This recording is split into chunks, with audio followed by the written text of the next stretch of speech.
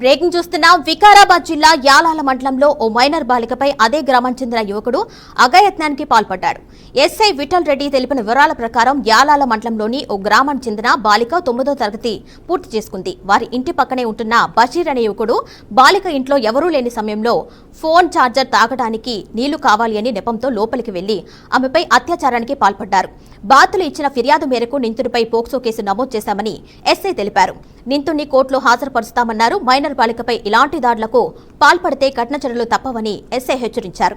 దీనిపై మరింత సమాచారం మా రీజనల్ కోఆర్డినేటర్ వెంకటరెడ్డి అందిస్తారు. వెంకటరెడ్డి, వికారాబాద్ జిల్లాలో దారుణం జరిగింది. ఇక యాలాల మండల పరిధిలో ఉన్నటువంటి ఒక గ్రామానికి చెందినటువంటి బాలిక మైనర్ బాలికపై అయితే బషీర్ అనేటువంటి యువకుడు అఘాయిత్యానికి పాల్పడడంతో ఈ ఘటన అయితే సంచలనంగా మారుతుందని చెప్పొచ్చు.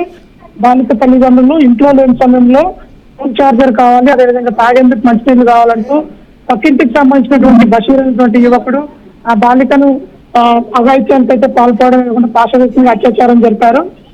వెంటనే తల్లిదండ్రులు యాలాల పోలీస్ స్టేషన్ లో ఫిర్యాదు చేయగా ఈ ఘటనపై పోక్సో కేసు అయితే నమోదైంది. ఓవైపుకు పోక్సో కేసులో రోజుకొక చోట ఇలాంటి కేసులు నమోదవుతూ వస్తున్నప్పటికీ కూడా ఇక మార్పు అయితే రావడం లేదని చెప్పాలి. చట్టాలు ఎంత కఠినంగా ఉన్నా మైనర్ బాలికల పట్ల ఇలాంటి దురాఘాతాలకు పాల్పడుతున్న వారిని కఠినంగా శిక్షించాలని స్థానికులు కోరుతున్నారు.